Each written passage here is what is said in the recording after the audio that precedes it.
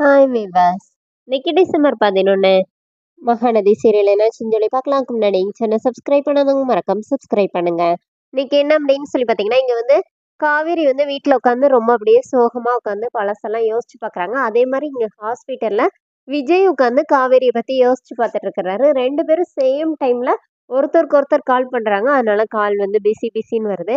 இப்போ வந்து காவேரி பாவம் என்ன செய்யறதுன்னே தெரியாம இருக்கிறாங்க. அப்போ உடனே விஜய் என்ன நினைக்கிறாருன்னா, ரொம்ப லேட் ஆயிட்டே எப்படி இவளுக்கு இன்ஃபார்ம் பண்றது, இந்த மாதிரி இங்க வந்து நெட்வொர்க் வர இல்லை என்ன பண்ணலாம் அப்படின்னு சொல்லிட்டு நர்ஸு கிட்ட போய் சொல்லிட்டு நான் கிளம்புறேன் அப்படிங்கிற மாதிரி சொல்றாரு.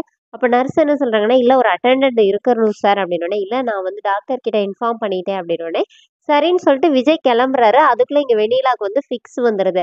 அப்போ உடனே நர்ஸ் ஓடி வந்து விஜயை கூப்பிட்டோன்னே விஜய் ஓடி போய் பார்த்து அப்படியே ரொம்ப பயந்துடுறாரு. அப்புறமா டாக்டர் வந்து ட்ரீட்மெண்ட் போயிட்டு இருக்குது.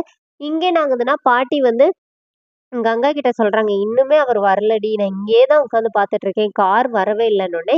இப்ப கங்கா என்ன சொல்றாங்கன்னா, "இரு நானே போய் பார்க்குறேன்னு" சொல்லி பார்க்க போம்போது, ராகினி வேணும்னே வந்து கங்கா வம்புக்கு இழுக்குறாங்க. "உன் தங்கச்சி இந்த வீட்ட விட்டு விரட்டுறது தான் என்னோட வேலை" அப்படின்னோனே, "நீ என் தங்கச்சி இந்த வீட்ல தான் இருப்பா. நான் சந்தோஷமா வாழ்வேன். அத பார்த்து நீ சாகுடி. தள்ளி போ" அப்படின்னு சொல்லிட்டு கங்கா போய் காவேரி கிட்ட பேச போறாங்க.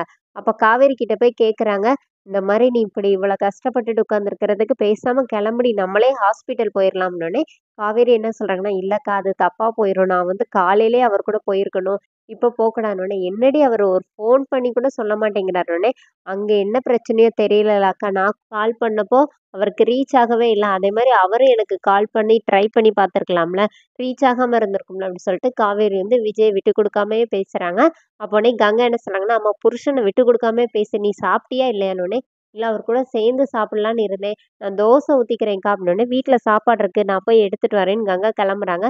அம்மா பாட்டி கிட்டலாம் அவரு வந்துட்டாருன்னே சொல்லுக்கா அப்படின்னோனே, இப்போ கங்கா அங்க போறாங்க. இங்க என்ன ஆகுதுன்னா, ஹாஸ்பிட்டல்ல வெண்ணிலாவுக்கு வந்து எந்த பிரச்சனையும் இல்லன்னு சொல்லிடுறாங்க. அந்த மாரி அவங்க இப்ப தான் பழைய மெமரீஸ ரீகலெக்ட் பண்ண ட்ரை பண்றனால, அவங்களுக்கு அந்த மாரி ஃபிக்ஸ் வந்திருக்கு. மத்தபடி எதுவும் இல்ல அப்படின்னு டாக்டர் விஜய் வந்து காவேரி கிட்ட இன்ஃபார்ம் பண்ணிரலாம். வெளியில போயினாச்சும் சிக்னல் கிடைக்குதான்னு பார்க்கலான்னு போம்போது, அந்த நர்ஸ் என்ன சொல்றாங்கன்னா, "சார் நீங்க எங்கேயும் போயிறாதீங்க சார். அவங்க கூடவே இருக்க சொல்லியிருக்காங்க. அவங்களுக்கு திருப்பி கூட ஃபிக்ஸ் வரலாம். நீங்க இங்கேயே இருங்களேன் ப்ளீஸ்" அப்படின்னு சொல்லிட்டு நர்ஸ் அவர உட்கார வச்சுட்டு போயிடுறாங்க.